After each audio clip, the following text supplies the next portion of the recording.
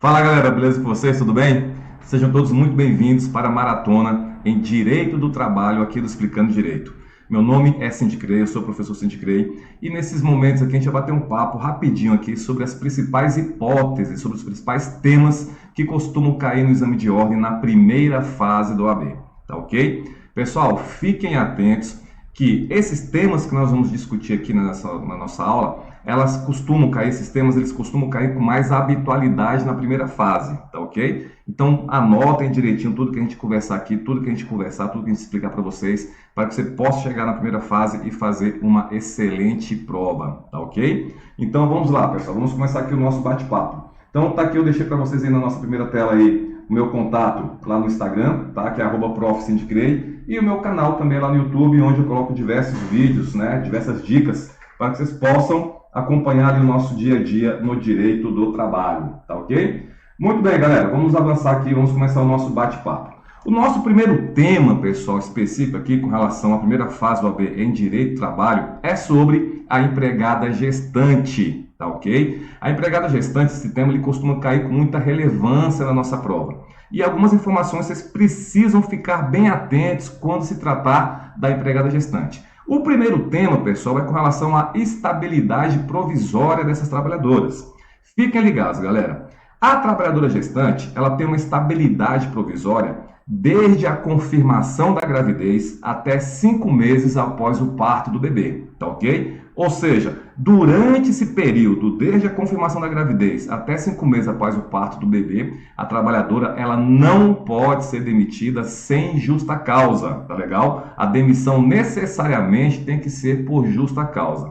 Informaçãozinha importante para vocês, fiquem atentos. A FGV tem por hábito colocar na prova de vocês que a estabilidade é desde a concepção até 5 meses após o parto do bebê, o que não é verdade, tá legal? Essa estabilidade provisória é desde a confirmação da gravidez, tá ok? Até 5 meses após o parto da criança, beleza? E atrelada a essa informação, vocês têm que ficar atentos também com relação ao período da licença maternidade. A licença maternidade das mamães é de 120 dias, tá bom? É de 120 dias, não é de 4 meses. Tomem cuidado com isso, que às vezes a FGV ela pode colocar na sua prova que essa estabilidade gestacional é de 4 meses, e não é de 4 meses, tá ok? É de 120 dias.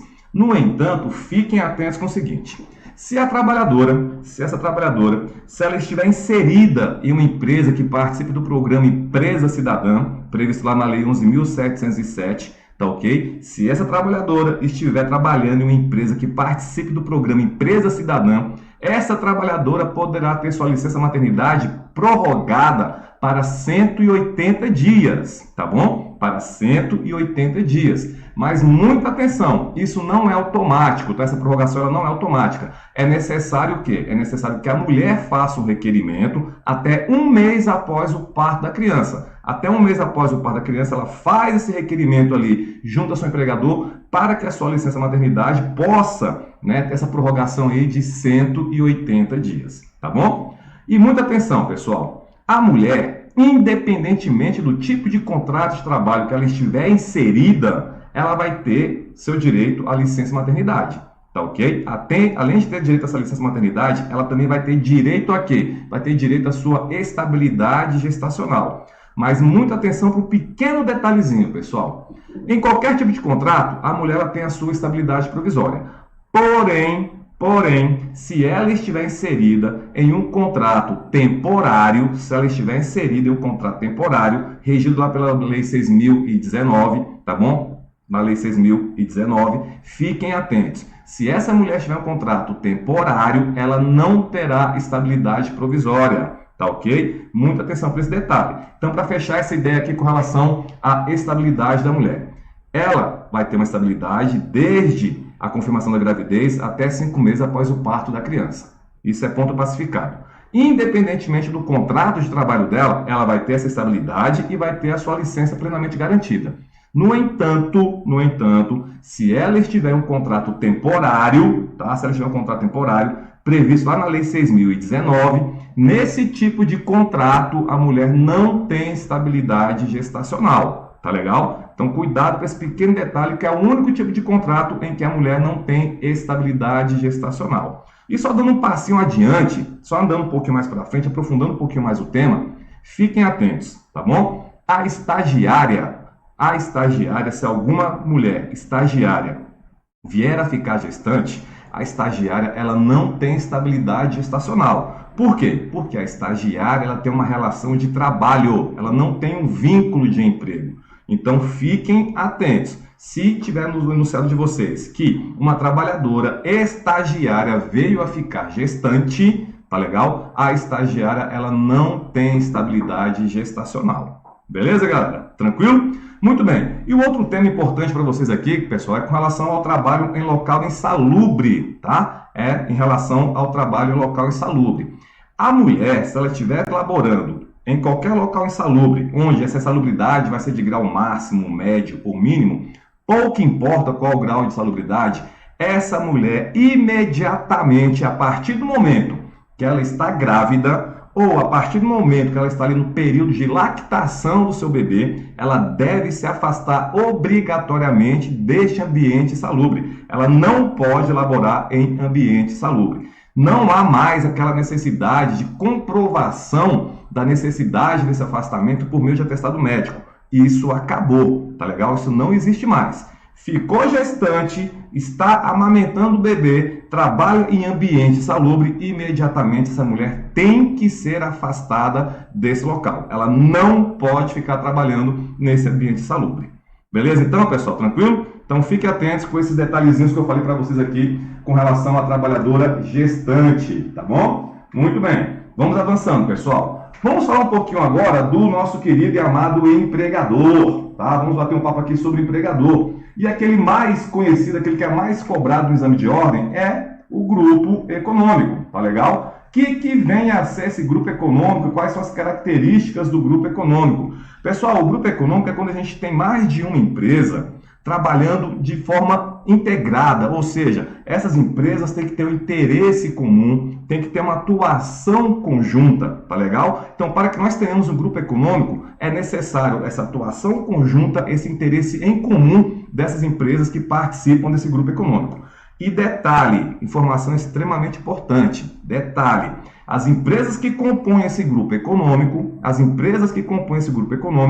hoje, tá legal? Essas empresas têm o quê? Tem uma responsabilidade solidária com relação às obrigações trabalhistas. Isso quer dizer o quê? Se um trabalhador está inserido em um grupo econômico, esse trabalhador ele pode exigir o pagamento das suas verbas trabalhistas, né, das suas verbas rescisórias, de qualquer uma das empresas que participem do grupo econômico, tá? Então, por isso que essas empresas que participam do grupo econômico, elas possuem o quê? Elas possuem uma responsabilidade solidária, tá? Mas muita atenção, pessoal, muita atenção. Recentemente, nós tivemos ali uma tese do TST, tá? Não do STF, é uma tese ali do TST, em que diz o seguinte, tá? Que o trabalhador, para que ele possa cobrar dessas empresas que participam do grupo econômico, né, possa ter essa responsabilidade solidária, essas empresas elas devem ter participado da relação jurídica processual desde a fase de conhecimento, tá legal? Deve ter participado desde a fase de conhecimento. Então hoje a regra geral que nós temos, tá legal? A regra geral que nós temos é que não é possível a inserção dessas empresas, né, de alguma empresa do grupo econômico na fase de execução, se essa empresa não participou ali da fase de conhecimento do processo. É necessário hoje, para que essa empresa do grupo econômico ela venha a responder solidariamente ali na fase de execução, é necessário que essa empresa tenha participado ali da fase de conhecimento. Essa é a regra geral. Tá legal? Essa é a regra geral. Eu falei agora há pouco que foi uma decisão do TST, eu me equivoquei. Isso é uma decisão do STF, tá legal? É uma decisão do STF. Beleza? Muito bem, pessoal. Além disso, nós temos a questão ali da sucessão empresarial. O que vem a ser essa sucessão empresarial? Na sucessão empresarial é quando uma empresa sucessora, tá legal? A empresa sucessora, ela sucede, ela assume as obrigações da empresa sucedida. E quando você tem essa sucessão empresarial, muita atenção para as obrigações trabalhistas. A empresa sucessora, ela vai assumir o quê? Vai assumir as obrigações presentes, as obrigações futuras e as obrigações pretéritas, ou seja, essa empresa sucessora, ela vai assumir todas as obrigações trabalhistas já existentes à época da sucessão empresarial. Tá legal? Então, se na época da sucessão havia algum trabalhador vinculado com a empresa sucedida e amanhã ou depois esse trabalhador vier ajuizar uma ação, quem que vai ter uma responsabilidade perante essas obrigações trabalhistas? A empresa sucessora, tá legal? E não a empresa sucedida. A única hipótese em que a empresa sucedida vai ter uma responsabilidade perante essas obrigações trabalhistas é se ocorrer o quê? Uma sucessão por meio de fraude, uma sucessão ilegal. Aí, nesse caso específico, aí sim, tanto a sucessora quanto a sucedida vão responder de forma solidária. Mas a regra geral qual é? É que na sucessão empresarial, a empresa sucessora, ela assume todas as obrigações trabalhistas, as presentes, as futuras e as pretéritas. Beleza? Tranquilo? Muito bem, galera. Vamos bater um papo agora a respeito de alguns contratos de trabalho, tá? E alguns contratos que estão caindo muito na prova de vocês é o contrato de teletrabalho e o contrato intermitente. Vamos trocar algumas ideias aqui a respeito do contrato de teletrabalho. O que vem a ser esse contrato de teletrabalho? Nesse contrato, o trabalhador, pessoal, ele vai elaborar preponderantemente fora das dependências do empregador. Tá legal? Utilizando o quê? Utilizando as tecnologias de comunicação e informação, tais como celular, notebook, enfim, todas essas ferramentas, todos esses instrumentos tecnológicos que nós temos disponíveis hoje no mercado. Tá legal? E muita atenção, desculpe, esse trabalhador em regime de teletrabalho, o contrato dele, obrigatoriamente, tem que ser o quê? Tem que ser um contrato escrito. Não pode ser um contrato verbal. Tem que ser necessariamente um contrato escrito. E nesse contrato tem que constar também necessariamente o quê? O rol de atividades que esse trabalhador vai realizar durante o seu regime de teletrabalho. Tá bom? Então, primeira informação importante com relação ao teletrabalho. Segunda informação, pessoal. Se o trabalhador começou a laborar no regime presencial, e ele vai passar para o regime de teletrabalho, como que fica essa questão da transição? Para que ele saia do presencial para ir para o teletrabalho, é necessário dois requisitos. Primeiro, nós teremos um aditivo contratual, tá legal? E além disso, tem que haver o quê? A anuência desse trabalhador. O trabalhador tem que concordar com essa transferência do regime presencial para o regime de teletrabalho. E o inverso, como que fica? Para o trabalhador sair do teletrabalho e voltar para o presencial, é necessário o quê? Um novo aditivo contratual e tem que ter um interstício mínimo ali, um intervalo mínimo de 15 dias para que o trabalhador possa se readaptar e voltar ao regime presencial. Detalhe, para sair do teletrabalho e voltar para o presencial, não há necessidade de anuência do trabalhador. Basta esse interstício mínimo, esse intervalo mínimo ali de 15 dias para que o trabalhador possa se readaptar e voltar ao seu labor, tá bom? Pessoal, informação também importantíssima. O trabalhador em regime de teletrabalho, de acordo com o artigo 62 da CLT, esse trabalhador ele não tem controle de jornada, tá legal? Ele não possui controle de jornada. Isso quer dizer o quê? Isso quer dizer que esse trabalhador ele não tem hora extra, não tem adicional noturno, não tem intervalo intra-jornada, não tem intervalo interjornada. Por quê? Porque esse trabalhador ele não possui controle de jornada. Essa é a regra geral. No entanto, em 2022, nós tivemos algumas alterações com relação a esse contrato de teletrabalho. A primeira alteração, que você precisa ficar atento, é que hoje nós temos duas modalidades de teletrabalho. Você tem um teletrabalho à distância, que ele é realizado, que é chamado teletrabalho por produto ou por produção. Nesse teletrabalho, o cara ele vai trabalhar preponderantemente na sua residência e ele não tem controle de jornada. E nós temos o teletrabalho com controle de jornada, tranquilo? Onde vai haver um controle de jornada desse trabalhador. Então, fiquem atentos. Se cair na sua prova que existem duas modalidades de teletrabalho, sendo uma por produto ou por produção e outro com controle de jornada, tá correto, não tá errado, tranquilo? Tá plenamente correta essa afirmação, tá bom? Além disso, tome cuidado. É plenamente possível que nós tenhamos um estagiário ou um trabalhador aprendiz inserido no regime de teletrabalho. É plenamente possível que você tenha um aprendiz e um estagiário laborando em regime de teletrabalho. E por fim, pessoal, o que é importante também, aquele trabalhador que labora em telemarketing, ele não é considerado, para fins legais, ele não é considerado trabalhador em regime de teletrabalho, tá legal? Ele não é considerado trabalhador em regime de teletrabalho. Mesmo que ele tenha uma estação de trabalho na sua residência e ele trabalha ali como telemarketing, esse trabalhador ele não é considerado trabalhador inserido em regime de teletrabalho. Beleza? Fechou? Muito bem, galera. E o trabalhador intermitente?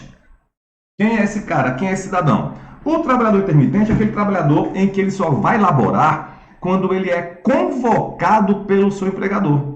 Ele só vai laborar quando ele é convocado pelo seu empregador. Se ele não for convocado, ele não vai prestar serviço. Isso quer dizer o quê? Que esse trabalhador ele vai ter períodos à disposição do empregador e vai ter períodos nos quais ele não vai estar à disposição do empregador. Tá legal? Esse trabalhador em regime intermitente, muita atenção. Esse trabalhador em regime intermitente, como que vai se dar essa convocação desse trabalhador? A convocação ela vai se dar por qualquer meio idôneo de comunicação, seja por meio de e-mail, com WhatsApp, carta com aviso de recebimento, aquele message que nós temos ali disponíveis ali no Facebook. Por qualquer meio idôneo de comunicação, é possível que o empregador convoque o trabalhador para prestar serviço. E muita atenção, essa convocação tem que ser com 3 dias de antecedência antes do início do labor desse trabalhador. Tranquilo? Tem que ser com 3 dias de antecedência do início do labor. E o trabalhador, por sua vez, ele tem 1 dia útil para responder a essa convocação. Então, o empregador ele tem 3 dias consecutivos para convocar o trabalhador, tá ok? 3 dias consecutivos antes do início da prestação de serviço, enquanto o trabalhador ele tem 1 dia útil para poder responder a essa convocação. A não resposta dessa demanda, dessa convocação, ou seja, o silêncio desse trabalhador perante essa convocação, não caracteriza insubordinação. O silêncio ele caracteriza o quê? Rejeição, não aceitação dessa convocação. Ah, Cid, então o trabalhador ele pode ficar em silêncio, isso caracteriza não aceitação da convocação? Exatamente. Se ele não quiser trabalhar naquele dia, basta ele ficar em silêncio, e aquele silêncio ali caracteriza o quê? Caracteriza uma recusa, tá ok? Mas, se ele responder em 1 dia útil, ele vai ter que informar se ele vai aceitar ou se ele não vai aceitar essa convocação da prestação do serviço. Beleza? Tranquilo? Vamos avançar mais um pouquinho, galera? Vamos andar mais um pouquinho aqui com os nossos temas aqui de direito do trabalho. Vamos falar um pouquinho aqui sobre a jornada, tá, do trabalhador. Pessoal, nós temos a questão aqui do controle de jornada. Como que se dá esse controle de jornada? Hoje, pela CLT, lá pelo artigo 74 da CLT, toda empresa com mais de 20 trabalhadores, muita atenção, toda empresa com mais de 20 trabalhadores, ela é obrigada a ter o seu controle de jornada. Tá legal? Toma cuidado com isso, pessoal, porque a súmula 338 do TST, que ela não foi cancelada, ela continua vigente. Essa súmula diz o quê? Que naquelas empresas com mais de 10 trabalhadores, o controle de jornada ele é obrigatório. Mas a regra que está vigente hoje, a regra que está valendo, é para aquelas empresas com mais de 20 trabalhadores, o controle de jornada ele é obrigatório. Seja controle manual, seja por meio, né, de senha ali no computador, seja ali por meio digital, pouco importa. O importante é que nós tenhamos esse controle de jornada, tá? O que vem a ser esse horário noturno, pessoal? O que vem a ser esse horário noturno? Muita atenção. A jornada noturna, a nossa jornada noturna do trabalhador urbano regido ali pela CLT é das 22 horas de um dia até as 5 horas do dia subsequente. Então, a jornada noturna é das 22 horas até as 5 horas do dia subsequente, onde o trabalhador ele vai ter direito a receber ali um adicional de 20%. Tranquilo? Um adicional de 20% sobre a hora diária laborada. Tranquilo? Mas fiquem atentos. Vocês, futuros advogados, tá legal? O seu horário noturno ele é um pouquinho diferente. O seu horário noturno não é das 22 até as 5. É das 20 até as 5 horas do dia subsequente. Então, você advogado vai ter ali uma jornada noturna das 20 horas até as 5 horas do dia subsequente, sendo que o seu adicional noturno vai ser de 25%, tá bom?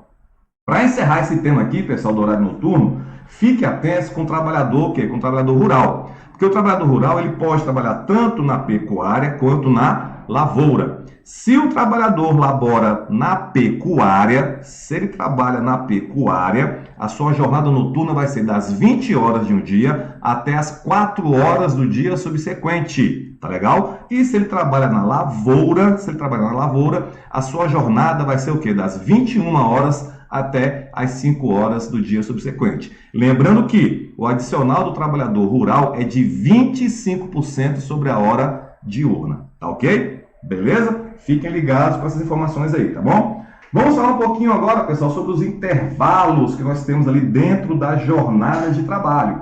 O primeiro intervalo é o intervalo interjornada, tá bom? E muita atenção, pessoal. Esse intervalo interjornada é um intervalo entre uma jornada de trabalho e outra jornada de trabalho, tranquilo? Ou seja, se você tem, por exemplo, você tem aqui a sua jornada número 1, você trabalhou ali na segunda-feira, e você vai voltar a trabalhar lá na terça-feira, você tem a sua jornada de número 2, entre essas duas jornadas tem que ter um intervalo de, no mínimo, 11 horas. Tranquilo? É necessário ter um intervalo de, no mínimo, 11 horas. Beleza? Já o intervalo intrajornada, fiquem ligados. Esse intervalo intrajornada é aquele intervalo dentro da jornada de trabalho. E fiquem atentos. Se o trabalhador labora, deixa eu até colocar aqui no nosso material. Se esse trabalhador labora até 4 horas diárias, esse trabalhador ele não tem direito a intervalo. Se esse trabalhador labora entre 4 horas diárias e 6 horas diárias, esse trabalhador ele vai ter 15 minutos de intervalo. E se ele labora mais de 6 horas diárias, ele vai ter um intervalo de no mínimo 1 hora e de no máximo 2 horas. É essa a regrinha que nós temos aqui com relação ao intervalo intrajornada. Tranquilo? Muito importante para vocês saberem o seguinte, pessoal. Esse intervalo intrajornada e também o intervalo interjornada, se houver supressão desse período de descanso, ou seja, ao invés do trabalhador ali descansar 1 hora no seu intervalo intrajornada, ou ao invés dele descansar ali 11 horas no seu intervalo interjornada e houver uma supressão, vai incidir, muita atenção, vai incidir uma indenização, vou até anotar aqui para ninguém esquecer, vai incidir uma indenização, tá ok? Uma indenização de 50%, tá ok? De 50% sobre o período efetivamente o quê? Sobre o período efetivamente suprimido, tá legal? Cuidado, porque essa indenização ela não vai refletir nas demais verbas do trabalhador. Por que eu estou falando isso? Porque a FGV ela tem por hábito dizer o seguinte, que os intervalos intrajornadas e o interjornada têm natureza salarial, que vai refletir nas demais verbas do trabalhador. E não é isso, está equivocado. Tem natureza indenizatória, beleza? Então vai incidir uma indenização de 50% sobre o período efetivamente suprimido desse trabalhador. Tranquilo? E por fim, galera, para a gente fechar esse bloco aqui, vamos falar aqui rapidinho sobre as férias. Vamos apagar esse monte de coisa que eu anotei aqui, para não ficar poluindo a sua tela. Vamos falar aqui um pouquinho sobre as férias. Pessoal, o importante é você entender o quê? As férias podem ser fracionadas, nós podemos ter fracionamento das férias? Sim, é plenamente possível que as férias sejam fracionadas, mas muita atenção. O trabalhador seletista, ele pode ter suas férias fracionadas em até 3 períodos. Já o empregado doméstico, ele pode ter suas férias fracionadas em até 2 períodos. Então, o seletista, 3 períodos, o doméstico em 2 períodos. O trabalhador seletista, para que ele tenha as suas férias fracionadas, é necessário o quê? O empregador, ele pode impor esse fracionamento ao trabalhador? Não pode. Para que nós tenhamos o fracionamento do trabalhador seletista, é necessário o quê? É necessário que nós tenhamos a anuência, a concordância do trabalhador. O empregador ele não pode impor esse fracionamento ao trabalhador. Tranquilo? Isso para o trabalhador seletista. Já o trabalhador doméstico, para que nós tenhamos o fracionamento desse trabalhador doméstico, não há necessidade de anuência do trabalhador. o empregador ele pode impor esse fracionamento ao trabalhador doméstico. Tá legal? Então, o seletista é necessário ter a anuência e o trabalhador doméstico não há necessidade dessa anuência. O empregador ele pode impor isso, tá bom? Lembrando que o seletista pode fracionar em até 3 períodos e o doméstico em até 2 períodos. Lembrando que, tanto para o doméstico quanto para o seletista, tanto para um quanto para outro, um dos períodos tem que ter no mínimo 14 dias, tranquilo? E os outros períodos tem que ter no mínimo 5 dias. Beleza? Fechou? E o pagamento? Como que se dá o pagamento das férias, galera? Muita atenção para esse detalhezinho aqui, ó. Muita atenção. A CLT determina o quê? Que o pagamento das férias tem que ser realizado, tá? Eles devem ser realizados com 2 dias antes do início das férias. 2 dias antes do gozo das férias. Tá ok? Então, se o trabalhador vai começar suas férias ali na quinta-feira, por exemplo, o empregador tem que pagar as férias dele até terça-feira. Beleza? Tem que ser pago com 2 dias de antecedência. Mas muita atenção. E se o empregador não fizer esse pagamento no prazo legal? Se ele simplesmente pagar ali depois que o trabalhador já tiver de férias, ou resolver pagar essas férias só quando o trabalhador retornar, ou se paga ali com 1 dia antes do início das férias. Vai acontecer, vai sofrer algum tipo de penalidade, vai incidir alguma penalidade ao empregador? Hoje, não. Tranquilo? Por quê? Porque o STF declarou inconstitucional a súmula 450 do TST, que determinava um pagamento de uma multa sobre esse atraso do pagamento das férias. Tá legal? Havia ali a incidência de uma multa sobre esse pagamento das férias quando eles eram pagos de forma atrasada. Hoje não há incidência nenhuma de multa. Tranquilo? Então hoje, se o empregador não cumprir esse prazo legal ali, se ele não cumprir esse prazo legal de 2 dias antes do início das férias, a empresa não vai sofrer nenhum tipo de penalidade com relação a esse atraso no pagamento das férias. Beleza, galera? Tranquilo? Então fique atentos aqui para essas informações com relação ao pagamento das férias, que devem ser feitos, né, no prazo ali de 2 dias, né, com 2 dias antes do início das férias. No entanto, se não houvesse pagamento, não há hoje incidência de nenhum tipo de multa para o empregador. Tá bom? Galera, eu vou encerrando por aqui esse bloco e daqui a pouquinho a gente retorna com o bloco número 2 para a gente continuar aqui o nosso bate-papo sobre direito do trabalho para a primeira fase da OAB. Beleza? Um forte abraço a todos e até o próximo bloco. Fala, galera, beleza com vocês? Estamos de volta aqui para a nossa maratona em direito do trabalho para a primeira fase do OAB. E nesse bloco de número 2, nós vamos iniciar aqui o nosso bate-papo com algumas questões que já foram cobradas no exame de ordem, beleza? Então vamos lá, pessoal, vamos aqui para a nossa primeira questão para a gente ver qual é a assertiva correta. Então vamos lá.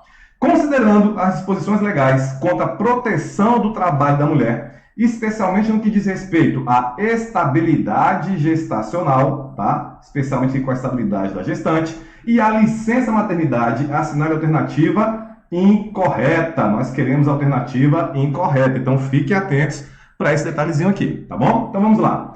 Letra A. Não constitui justo motivo para a rescisão do contrato de trabalho da mulher o fato de haver contraído matrimônio ou de encontrar-se em estado de gravidez.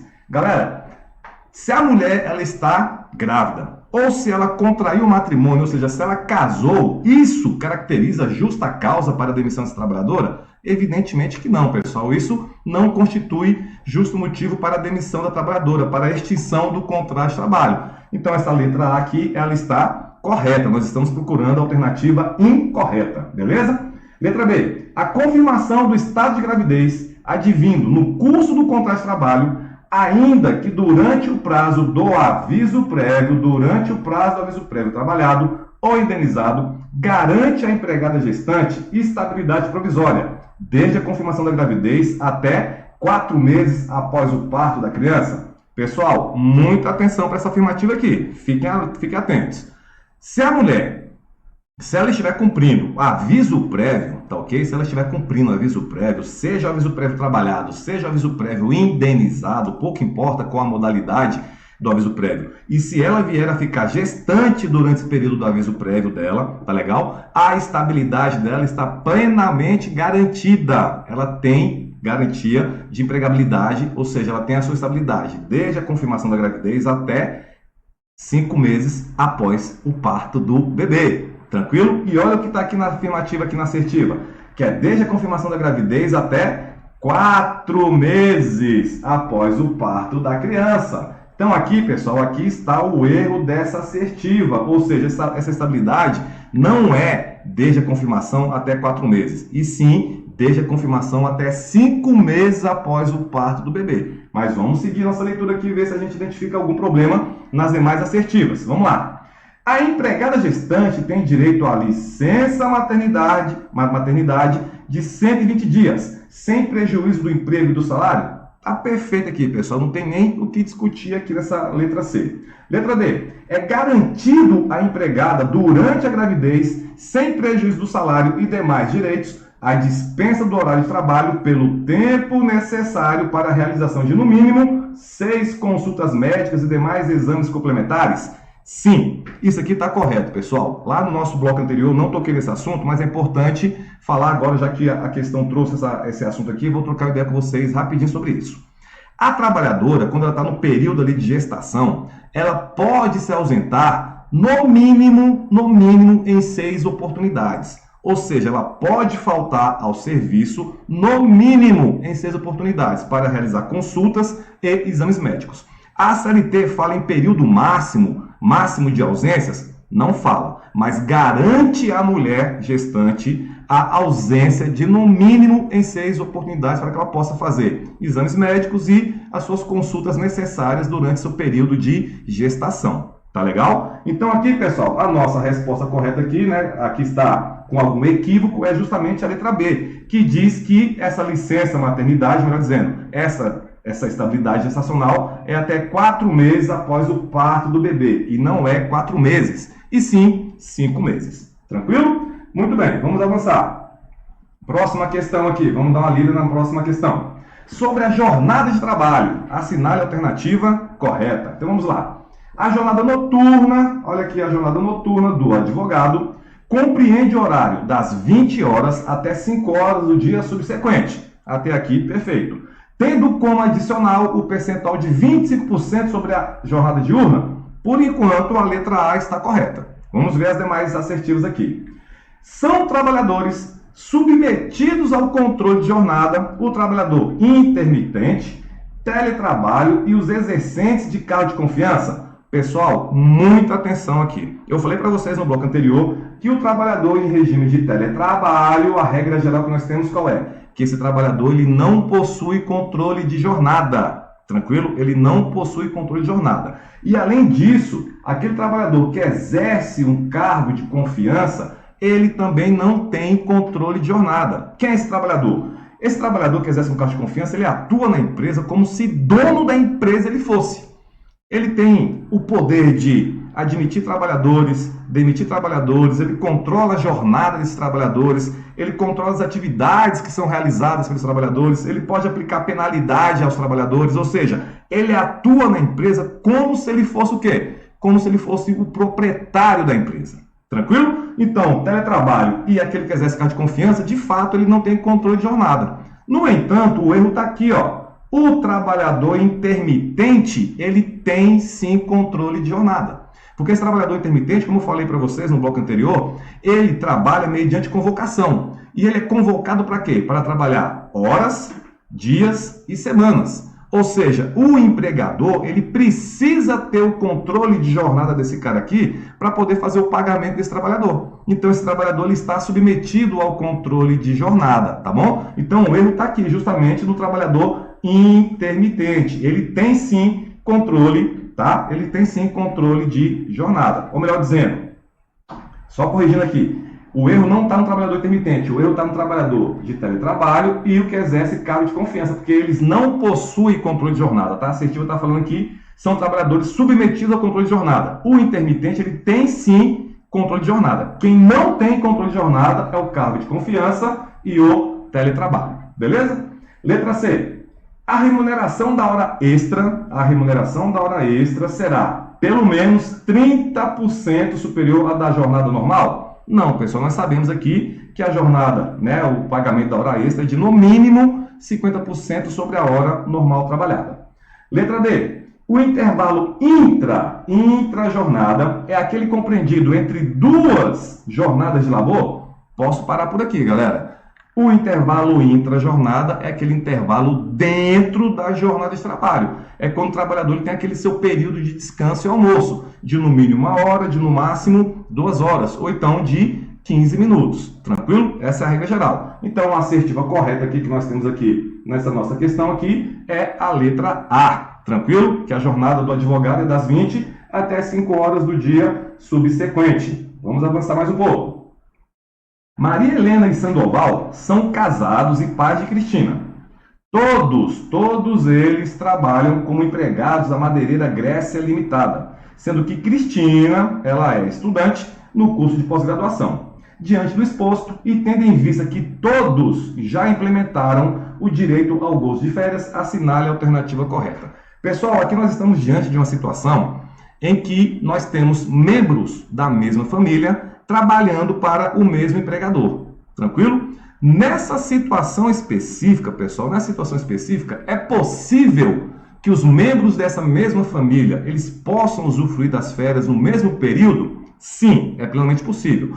No entanto, é necessário o quê? É necessário que haja um requerimento dos membros dessa família para que eles possam usufruir das férias ao mesmo tempo. E é necessário o quê? É necessário que a ausência desses membros da família ao mesmo tempo não traga nenhum tipo de prejuízo ao empregador. Tá ok? Por quê? Se todos saírem ao mesmo tempo, isso gerar algum tipo de prejuízo ao empregador, o empregador ele não está obrigado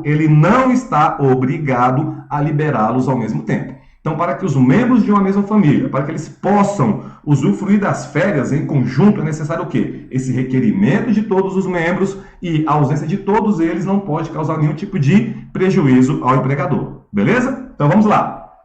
No nosso caso aqui, Maria Helena e Sandoval, eles são casados, e a Cristina é filha do casal. E todos querem sair de férias ao mesmo tempo. Então, qual é a alternativa correta? Cristina possui o direito absoluto de marcar suas férias juntamente com suas férias escolares? Direito absoluto não tem, galera. Não existe direito absoluto, tá ok? Ela tem a preferência de marcar suas férias, né, laborais juntamente com as férias escolares. Ela tem essa preferência, mas que necessariamente vai ser no mesmo período, isso não se aplica. A família poderá gozar férias no mesmo período, se assim o desejar. Opa, vamos lá. Se assim o desejar, já que trabalham no mesmo estabelecimento. E se disso não resultar prejuízo ao serviço. Então tá aqui a nossa assertiva, pessoal. Aqui é a letra B, tranquilo? Ou seja, tem que haver essa solicitação dos membros da família, tranquilo? E a ausência deles, ao mesmo tempo, não pode trazer nenhum tipo de prejuízo ao empregador. Vamos ver as demais aqui só para a gente verificar onde está o erro. Somente Maria Helena e Sandoval, ou seja, somente os pais, né, Maria Helena e Sandoval, poderão gozar suas férias conjuntamente. Se disso não resultar prejuízo ao serviço? Não, pessoal. A Cristina também, que é a filha do casal, ela tem direito a usufruir essas férias em conjunto com seus pais. Tranquilo? Letra D. A família não possui o direito de gozar férias no mesmo período, mesmo trabalhando no mesmo estabelecimento e mesmo que não resulte prejuízo ao serviço? Isso aqui está errado, pessoal. Os membros da família, eles têm sim direito a usufruir suas férias no mesmo período, desde que cumpra aqueles requisitos que eu falei para vocês agora há pouco. Tranquilo? Então aqui a nossa assertiva correta é, sem dúvida, a letra B de bola. Beleza, galera? Tranquilo? Muito bem, meu povo. Vamos avançar aqui mais um pouquinho. Vamos falar agora sobre a insalubridade. Tá legal? Esse tema aqui ele é recorrente no exame de ordem, então é importante que você entenda um pouquinho sobre algumas informações específicas sobre a insalubridade. Primeira informação importante, pessoal. O que vem a ser a insalubridade? A insalubridade é um adicional que é pago ao trabalhador que labora exposto a agentes nocivos à sua saúde. Tranquilo? É aquele trabalhador que labora exposto a agentes nocivos à sua saúde. E quais são os agentes nocivos à saúde do trabalhador? Se você não sabe, muito menos eu. Tranquilo? Por que isso, Cid? Por que você não sabe? Porque esses agentes nocivos, eles são publicados com habitualidade pelo Ministério do Trabalho. Ou seja, o Ministério do Trabalho, ele publica uma portaria ali nos seus trâmites internos ali, tranquilo? Com uma certa habitualidade, e essa portaria possui o quê? Possui ali uma lista de agentes nocivos à saúde do trabalhador. E essa lista, ela sempre tem alterações sobre esses agentes que são nocivos à saúde do trabalhador. Tranquilo? Então, com relação à insalubridade, nós não temos um rol taxativo de agentes nocivos à saúde do trabalhador. Mas fiquem atentos. Para que o trabalhador ele possa receber o adicional de insalubridade, é necessário o quê? É necessário que, quando for feita a perícia naquele local de trabalho, aquele agente que foi identificado na perícia, esse agente ele tem que constar necessariamente na lista publicada pelo Ministério do Trabalho. Por quê? Porque se você trabalha em um ambiente no qual você está exposto ao agente X, e esse agente X ele não consta na lista do Ministério do Trabalho, você não vai ter direito a receber o adicional de insalubridade.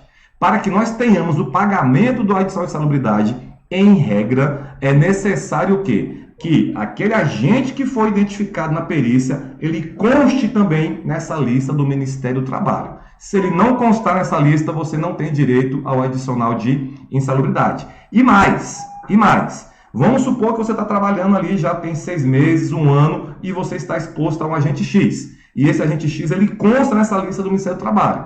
Perfeito, tá tranquilo. Um belo dia, esse agente X, ele deixa de constar nessa lista do Ministério do Trabalho e Emprego. E aí, você vai continuar recebendo o seu adicional de insalubridade? Não mais. Tranquilo? Você perde o direito de receber o adicional de insalubridade, porque esse agente que causa essa insalubridade, ele não consta mais na lista ali do Ministério do Trabalho. Com isso, você vai perder o seu adicional de insalubridade. Beleza? Tranquilo? E mais informações importantes, tá? Já aproveitando o gancho aqui, vou falar tanto da insalubridade quanto da periculosidade. Quando o trabalhador ele ajuiza uma ação trabalhista pleiteando insalubridade ou periculosidade, tranquilo? Um dos dois. Em regra, necessariamente, nós temos que ter o quê? Nós temos que ter a realização de uma perícia. Essa é a regra geral. No entanto, nós temos situações pontuais onde não há necessidade da realização da perícia. Tá legal? Basta o trabalhador estar inserido naquele ambiente específico de trabalho em que não vai haver necessidade dessa perícia. Por exemplo, o trabalhador que elabora fazendo higienização de banheiros públicos de grande circulação. Ou seja, aquele cara que trabalha ali, por exemplo, fazendo a higienização de banheiros de aeroporto, que são banheiros públicos de grande circulação. Esse trabalhador ele tem direito ao adicional de insalubridade? Sim. Precisa fazer perícia para saber se ele tem direito a esse adicional? Nesse caso, não há necessidade. Tranquilo? Porque, por força de determinação legal, ele já vai receber seu adicional de insalubridade. O trabalhador que labora ali no posto de gasolina, certo? Abastecendo os veículos, ele está ali manuseando as bombas de combustível. Esse trabalhador tem direito a receber o adicional de periculosidade? Sim. Precisa fazer perícia para saber se esse cara está exposto a algum perigo? Não precisa fazer perícia. Tá legal? Então, a regra que nós temos é essa. Em regra, pediu insalubridade, pediu periculosidade, a regra que nós teremos que ter o quê? Teremos que ter a perícia para saber se o trabalhador está exposto àquele agente nocivo ou está exposto àquele ambiente perigoso. Tranquilo? No entanto, nós temos alguns casos pontuais onde não há a necessidade da realização da perícia.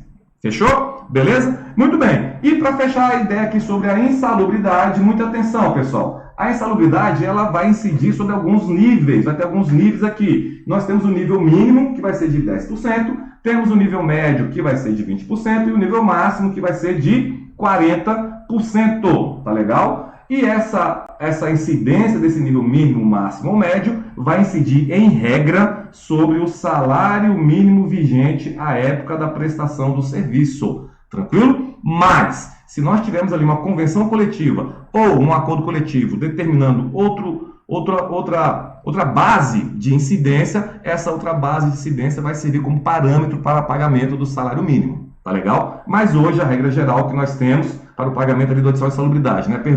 Hoje a regra geral que nós temos é o quê? Que a base de incidência do adicional de insalubridade é o salário mínimo vigente à época da prestação do serviço. Tranquilo? E avançando mais um pouquinho, vamos falar aqui rapidamente sobre o adicional de periculosidade.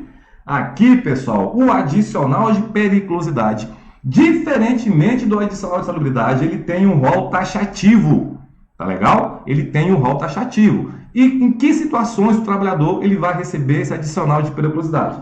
Temos aqui, ó, uma das situações aqui. Primeiro, o trabalhador que labora com energia elétrica, ele tem direito à periculosidade. O trabalhador exposto a inflamáveis, que labora com explosivos, segurança, seja segurança patrimonial, seja segurança pessoal. Os nossos amigos motoboys, ou seja, todos esses trabalhadores aqui, eles fazem jus ao pagamento do adicional de periculosidade. Tranquilo? E qual vai ser a base de incidência desse adicional de periculosidade? Vai ser de 30%, vai ser do percentual de 30% sobre o salário base da categoria profissional. Tranquilo? Não é sobre o salário mínimo, é sobre o salário base daquela categoria profissional. E atenção, temos novidades.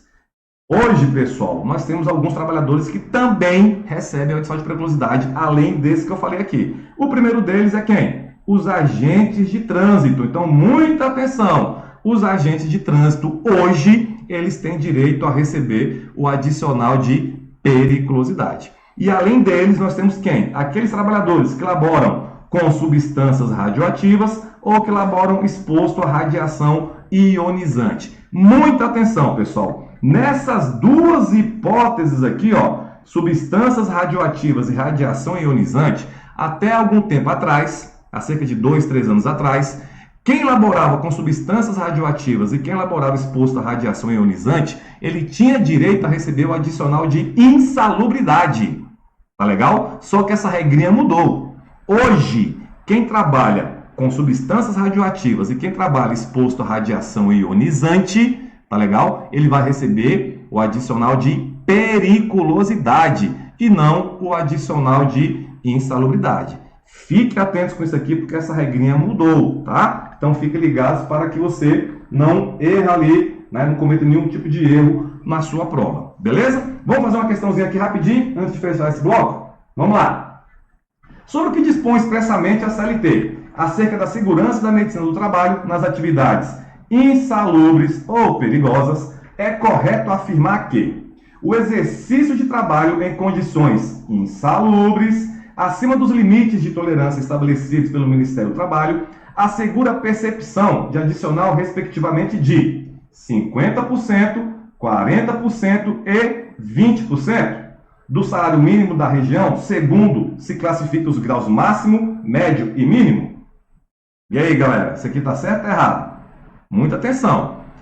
Os níveis médio, né? Os níveis médio, máximo e mínimo é de quê? É de 40%, tranquilo, 20% e 10%. Não há esse nível aqui de 50%. Isso aqui não existe. Tranquilo? Vamos avançar. Letra B. São consideradas perigosas as atividades de trabalhador em motocicleta, melhor dizendo, não são consideradas perigosas as atividades de trabalhador em motocicletas? Ora, pessoal, nós acabamos de ver naquele quadrinho anterior que quem trabalha com motocicleta, ele tem direito a receber o adicional de periculosidade. Vamos lá. O direito do empregado ao adicional de salubridade ou de periculosidade cessará com a eliminação do risco à sua saúde ou integridade física, nos termos dessa seção e das normas expedidas pelo Ministério do Trabalho. É exatamente isso aqui, pessoal. O adicional de insalubridade e o adicional de periculosidade nós chamamos de salário-condição. Ou seja, enquanto o trabalhador estiver exposto àquela situação específica, ele faz jus ao pagamento daquele adicional. A partir do momento que ele não está mais exposto àquela condição, ele não faz jus ao adicional respectivo. Tranquilo? Então aqui, olha o que a letra C diz, aqui eu vou até repetir, ó. O direito do empregado ao adicional de salubridade ou de periculosidade cessará com a eliminação do risco à sua saúde ou integridade física, nos termos dessa seção e das normas expedidas pelo Ministério do Trabalho. É exatamente isso aqui. Tranquilo? Letra D. O trabalho em condições de periculosidade assegura ao empregado um adicional de 50%. Posso parar por aqui, né, pessoal? O adicional ele é de 30%, não é de 50%. Tranquilo? Então aqui a assertiva correta é a letra C, pessoal. Nossa letra C de casa. Beleza? Muito bem, galera. Nosso próximo tema aqui é extinção do contrato de trabalho. Mas como o nosso tempo aqui já se expirou, Tá? Eu vou terminando por aqui, vou parar esse bloco por aqui e daqui a pouquinho nós voltamos ali com o bloco de número 3 para a gente tratar um pouquinho sobre as formas de extinção do contrato de trabalho. Forte abraço e até o próximo bloco. Fala galera, beleza? Tudo bem com vocês? Estamos aqui de volta para a nossa maratona em Direito do Trabalho, tá? Para a primeira fase da OAB. E aqui no nosso bloco de número 3, nós vamos bater um papo aqui sobre as formas de extinção do contrato de trabalho. Tranquilo? Galera, são diversas espécies de extinção do contrato de trabalho. E aquelas que mais caem na sua prova são essas aí que estão aqui no nosso material, que eu vou dar um destaque aqui para vocês. Então, tratando de extinção do contrato de trabalho, nós temos algumas formas de extinção. Quais são? Nós temos aqui a resilição e a resolução, tranquilo? Temos o distrato, o PDV e a demissão em massa, ou seja, são formas de extinção do contrato de trabalho. Vamos falar um pouquinho sobre a resilição e a resolução. Qual a diferença de uma espécie para outra? Pessoal, muita atenção. Na resilição, nós vamos ter o quê? Vamos ter a extinção do contrato de trabalho, teremos a extinção do contrato de trabalho de forma unilateral. Ou seja, nesse caso específico, nós não teremos a incidência de um ato faltoso, de uma falta provocada por uma das partes. Então, na resilição, não há que se falar em ato faltoso. É uma extinção unilateral na qual ou o trabalhador ele pede demissão da empresa, ou o trabalhador ele é demitido sem justa causa.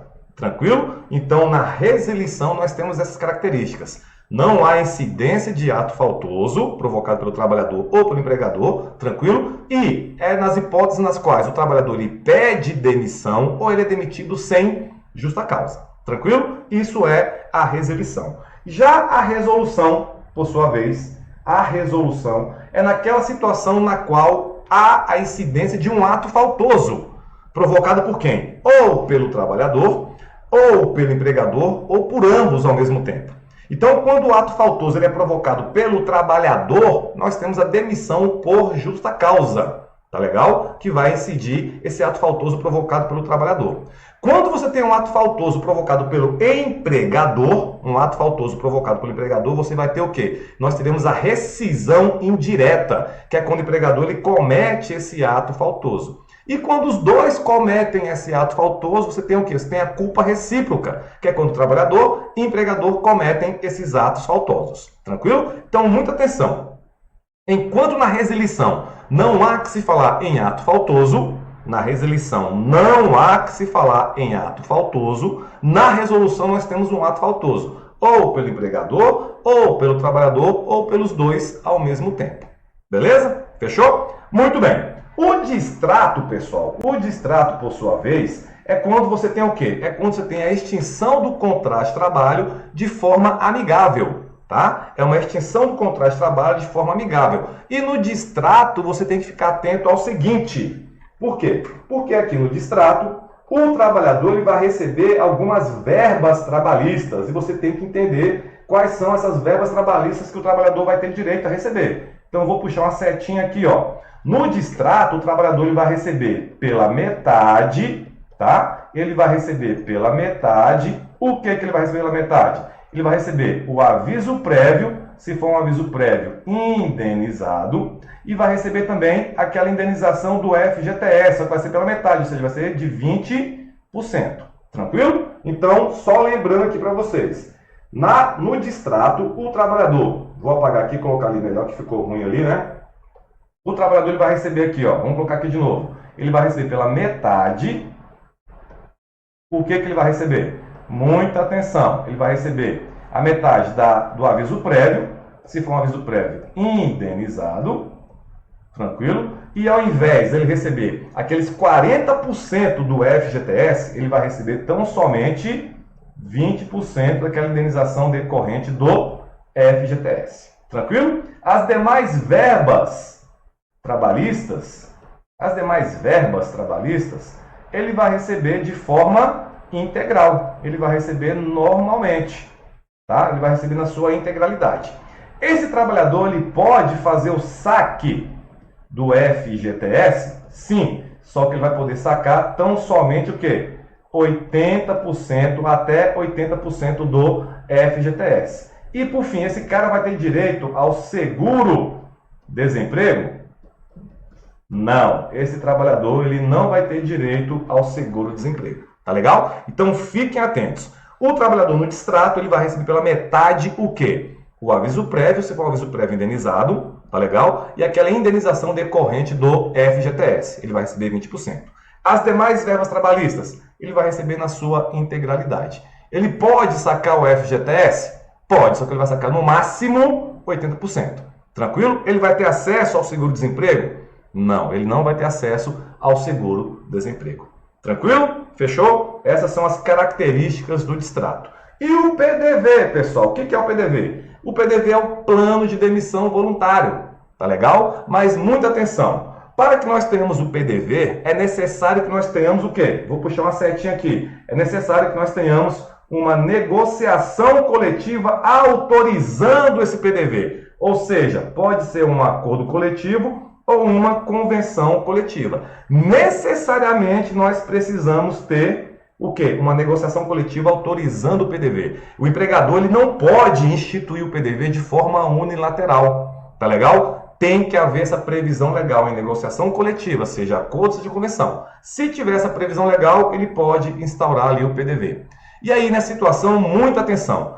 Quando o trabalhador, quando ele adere ao PDV, esse trabalhador ele está dando uma quitação plena e irrevogável de todas as verbas trabalhistas que ele está recebendo. Isso quer dizer o quê, pessoal? Amanhã ou depois ele pode ajuizar uma ação trabalhista pleiteando uma ou outra verba trabalhista? Não pode. Por quê? Porque no PDV ele está dando uma quitação plena e irrevogável das suas verbas trabalhistas. Beleza? Agora, se ele quiser ajuizar uma ação trabalhista, nesse caso específico, ele tem que fazer o quê? Ele tem que fazer uma ressalva, ele faz uma ressalva ali no PDV dele, por exemplo, ele não concorda com as horas extras, ele faz uma ressalva nas horas extras e aí depois ele pode ajuizar uma ação trabalhista pleiteando exclusivamente as horas extras, nada mais do que isso. Agora, se ele não fizer ressalva nenhuma, ele não vai poder ajuizar nenhum tipo de ação trabalhista contra o seu empregador. Beleza? Tranquilo? Muito bem. E a demissão em massa, galera? O que vem a ser a demissão em massa? O próprio nome já ajuda. É quando o empregador ele demite todos os seus trabalhadores. Tá? É quando ele chega na empresa e demite todo mundo. Ele pode fazer isso? Pode. Ele pode demitir todos os trabalhadores da empresa, ele pode demitir trabalhadores de um departamento específico, todos os trabalhadores de um departamento específico, ele pode fazer isso sem problema nenhum. No entanto, esse trabalhador, esse empregador aqui, ele precisa, como no PDV, ele precisa de uma negociação coletiva autorizando essa demissão em massa? Não, não precisa. Porém, ele tem que seguir um determinado procedimento. Ou seja, o STF, tá legal? O STF determinou o quê? Para que nós tenhamos a demissão em massa, é necessário que nós tenhamos a intervenção do sindicato. Ora, Cid, eu não entendi. Você falou que não há necessidade de negociação coletiva, só que agora está me dizendo que é necessário ter a intervenção do sindicato? Deixa eu explicar para vocês. O que vem a ser essa intervenção? Para que o empregador possa promover essa demissão coletiva, essa demissão em massa, ele precisa fazer o quê? O empregador ele tem que chamar o sindicato, ele chama o sindicato para um diálogo. E esse diálogo é chamado de quê? De intervenção. Mas fiquem ligados, esse diálogo é para que o sindicato ele tenha conhecimento sobre essa demissão em massa e para que o sindicato ele possa propor alternativas a essa demissão em massa. Tranquilo? Por exemplo, o sindicato ele pode muito bem propor o quê? Uma alternativa para que não tenha demissão em massa. Ele faz o seguinte, ele fala assim, empregador, vamos reduzir a jornada e o salário dos trabalhadores e você não demite ninguém, você mantém o emprego de todo mundo. Ou seja, uma sugestão para que não ocorra a demissão em massa. Ou também o sindicato ele pode trazer algum tipo de sugestão para minimizar os efeitos negativos da demissão em massa. Ele pode muito bem sugerir o seguinte, faz o seguinte, empregador, você vai demitir todo mundo? Beleza, tudo bem, você pode demitir todo mundo, mas mantenha ali o plano de saúde dessa galera durante 2 meses, 3 meses. Ou seja, o sindicato ele trouxe o quê? Ele trouxe uma alternativa para minimizar os efeitos dessa demissão em massa. E o empregador? O empregador ele está vinculado a essa sugestão do sindicato? Negativo. Tranquilo? Para que nós tenhamos a demissão em massa, não há necessidade de autorização do sindicato e não há necessidade de entabular uma negociação coletiva. O que precisa é o quê? Como regra procedimental, é necessário o quê? Que o empregador chame o sindicato para um diálogo. E esse diálogo é o quê? É a intervenção. Só que essa intervenção não é uma ingerência do sindicato nessa demissão coletiva. É o quê? São sugestões, são alternativas que o sindicato vai trazer para quê? Para procurar evitar essa demissão em massa ou para minimizar os efeitos negativos dessa demissão em massa. E o empregador, por sua vez, ele está vinculado ao que o sindicato sugerir? De forma alguma. Se ele já tem na cabeça dele que ele vai demitir todo mundo, ele vai demitir todo mundo. Só que para que essa demissão coletiva, para que essa demissão em massa seja legal, é necessário que o empregador ele realize esse procedimento. Ele chame o sindicato para que tenha essa intervenção, para que tenha esse diálogo. Tranquilo? Beleza? Muito bem, galera. Muito bem. Vamos avançar aqui. Então, vamos aqui para mais uma questão do nosso direito do trabalho. Então, vamos aqui. Vamos pegar aqui um marca-texto para a gente trocar uma ideia. Diversas são as hipóteses de rescisão do contrato de trabalho por prazo indeterminado previstas no ordenamento jurídico. A Lei 13.467, que é a lei da reforma trabalhista, regulamentou a chamada, olha aqui, ó, dispensa coletiva e incluiu como modalidade de rescisão aquela decorrente de acordo entre as partes. Considerando as previsões legais e o entendimento adotado pelo Supremo Tribunal Federal, a rescisão, vamos aqui, ó, a rescisão em massa ou a dispensa coletiva de trabalhadores tem como exigência, olha aqui, ó, exigência procedimental imprescindível a intervenção prévia do sindicato, que não se confunde com autorização prévia por parte da entidade sindical ou celebração de convenção ou acordo coletivo. Está aqui a nossa alternativa, é a letra A. Tranquilo? Vamos ver onde está o erro das outras? A rescisão em massa de trabalhadores depende de prévia negociação coletiva? Não depende de negociação coletiva. Então, essa letra B aqui já está fora. A rescisão por mútuo acordo, ou seja, aquela rescisão que nós chamamos de distrato entre empregado e empregador, permite a movimentação pelo empregado da conta vinculada de garantia do tempo de serviço do FGTS? Permite. Com o saque da integralidade do valor depositado? Negativo, pessoal. Ele pode sacar até 80% do valor depositado. Então, a letra C também está equivocada. A rescisão por mútuo acordo, que é o distrato, implica o pagamento da metade das verbas rescisórias devidas, inclusive da indenização sobre o depósito do Fundo de Garantia de Tempo de Serviço. Muita atenção aqui, pessoal. Vai implicar o pagamento de metade das verbas rescisórias? Sim, mas quais as verbas serão pagas pela metade? O aviso prévio indenizado e a indenização decorrente do FGTS. As demais verbas, o trabalhador vai receber de forma integral. Tranquilo? Então, nesse caso aqui, a assertiva correta... Opa, deixa eu só voltar aqui rapidinho para mostrar para vocês. A assertiva correta aqui é a letra A. Tranquilo? Beleza? Galera, então aqui nós encerramos a nossa maratona de Direito do Trabalho. Tranquilo? Deixo aqui de novo para vocês aqui os meus contatos, tá? Meu canal lá no Instagram e meu canal no YouTube para vocês, né, terem acesso ali aos vídeos, algumas dicas sobre direito do trabalho e processo de trabalho.